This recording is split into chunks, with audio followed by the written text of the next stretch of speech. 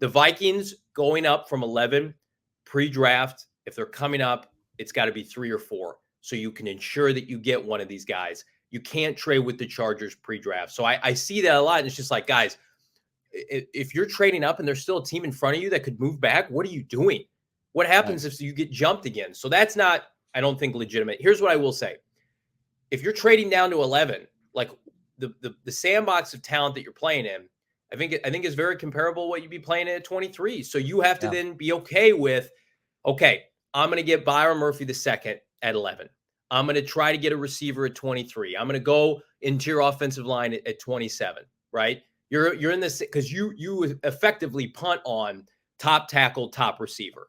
And Dallas Turner, if you love Dallas Turner's going before 11. He's probably the only defender I can definitively say that about. So I think they will consider it if it's presented to them. They have to, because this franchise. Well, considering it and actually pulling the trigger on it. If they get offered 3 ones to go from 4 to 11, and 2 of them are this year, and you get 3 guys on 5th-year option cheap deals, and you have 35, they want security in their life. They want to be able to build out this roster with young talent to ensure that they are set for years to come. Like a perfect example. No, I'm just going to say it. Tell us. Perfect example. Break it to us. No, Jim. I'm not breaking anything. Just trying to give people insight. The Cleveland Browns, before they traded Deshaun Watson, they traded down in a couple drafts, and it set their franchise up where like they can have shitty QB play, and their roster is so deep that they can win playoff games and get to the postseason, and Stefanski and company can get extended. Like, that's what the Cardinals want to do. I don't think 2 ones is enough to get you up to 4.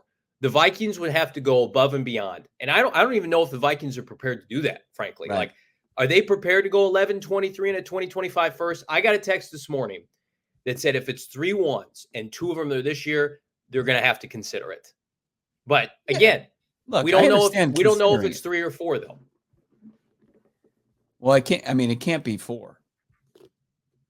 No. I mean, like, as far as getting up, pick 4, yeah. And when you look at the 2 teams that the Cardinals are sandwiched in between, like they're in completely different spot. Like the Patriots have to make a decision whether or not one of these 2 guys that are going to be there, potentially 3, but it really feels like Jaden Daniels after Sam Howell made his way to Seattle yesterday. Jaden Daniels is the guy at 2. Yeah. So they got to decide. Okay, are we good? Like the Patriots, do they want Drake May or JJ McCarthy? And then if you're the Vikings, if you can't get as high as 3, you have to figure out, is it worth us to give up, 2 firsts potentially as the baseline and change to get JJ McCarthy? They must know pretty definitively, like they like Drake May, they like JJ McCarthy enough to get up there, and 5 would probably get them in a position to do that. Does Minnesota have a 2nd-round pick? No, they gave 42 to the Houston Texans. So they don't have a 2 now. So they can't also package you a 2. So it would have to be a 2025 first-rounder. You'd have to go 11, 23, and a 2025 first-round pick to really even get me to take a phone call if I'm Monty Ossenford. Mm-hmm. This stuff about Justin Jefferson, they're not trading Justin Jefferson. They're not trading Jordan Addison. They want to keep the core of their team intact. They've taken their vegetables and drafted and developed well. They've got a proven head coach. They are just going to say, Colin Cowherd had a great analogy. It's like a furnished apartment. They're just going to put somebody in it, right? They can supplement now with trading draft picks. I love Marvin Harrison Jr. You would have to really consider 3 first-rounders 2 this year for him. Because, listen, at the end of the day, Bo, with the signing of Jonah Williams, like, you're not desperate now for a tackle. You'd become desperate for a receiver.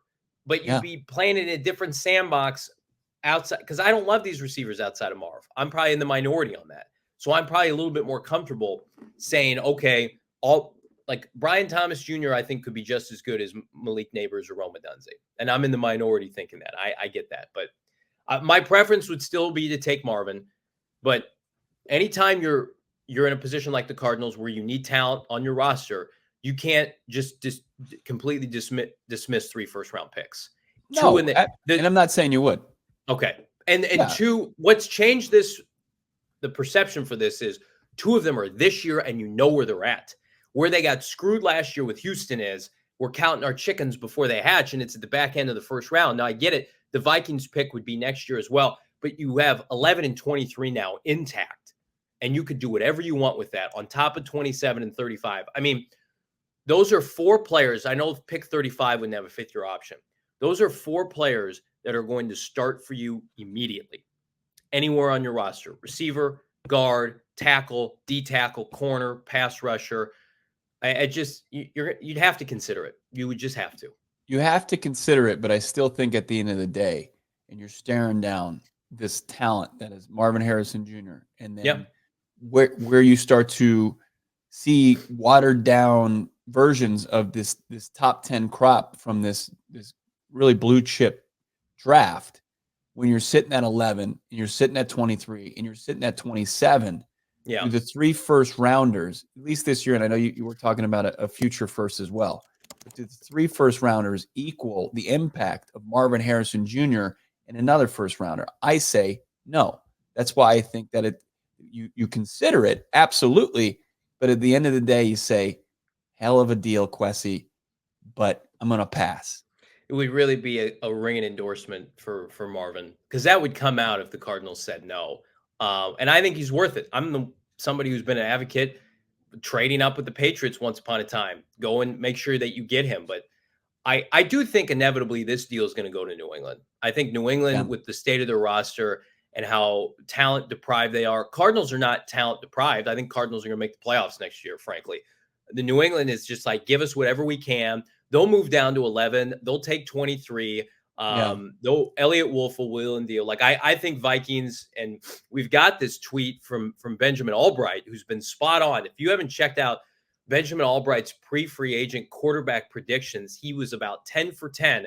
This is his, if I had to guess today: Bears, Caleb Williams; Commanders, Jaden Daniels; Vikings with a trade with the Patriots for Drake May; Cardinals get Marvin; Chargers, they want to trade back. Do they go O-line? Maybe they go wide out now. And then the Giants are getting JJ McCarthy. I wonder if the Giants and the Chargers do a mini trade just to make sure that deal gets done. But I still think this is the most likely scenario, that the Vikings trade and up with New England. Drake May, I think, is a great fit with what Minnesota and Kevin O'Connell want to do. And then the Cardinals just sit back, kick their feet up, and get a generational talent receiver.